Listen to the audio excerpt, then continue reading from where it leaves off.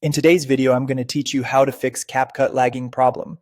If your clips stutter, freeze, or feel slow during playback, these quick tweaks will help you preview your edits smoothly without changing the final export quality.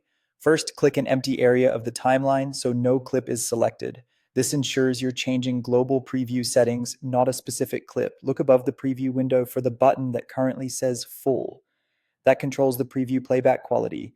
Change it from full to medium. This lowers the load on your system while you edit, but don't worry, it only affects what you see in the preview.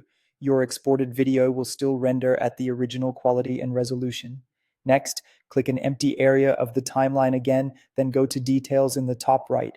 Choose Modify, then Performance. Here, enable Proxy. Proxies are lightweight versions of your clips that CapCut uses just for playback. Click Resolution and set it to 540p. This is a sweet spot that's much easier for most computers to handle while you edit, especially with high resolution footage or lots of effects. Press Save, then close that window. Remember, proxies are for editing performance only. They do not change your final export. Now let's clear out some temporary files. Click the Settings icon in the top navigation and open Settings.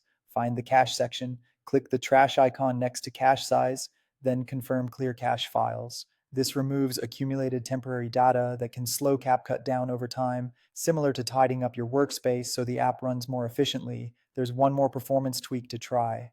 In the top navigation, open Performance and uncheck Speed Up Hardware Encoding and Speed Up Hardware Decoding. Press Save. On some systems, hardware acceleration can actually cause lag or compatibility issues during editing. Turning these off forces CapCut to handle playback differently, which often results in smoother previews. Head back to your project and press play. You should notice a more responsive timeline and far fewer stutters. If you ever need to double check crispness for fine details, you can temporarily switch the preview quality back to full, then return to medium when you continue editing. And when it's time to export, CapCut will render using your original footage quality, not the lower preview or proxy settings. That's it for this fix. If you found this tutorial helpful, don't forget to like this video and subscribe for more CapCut tips and tutorials. Thanks for watching and happy editing.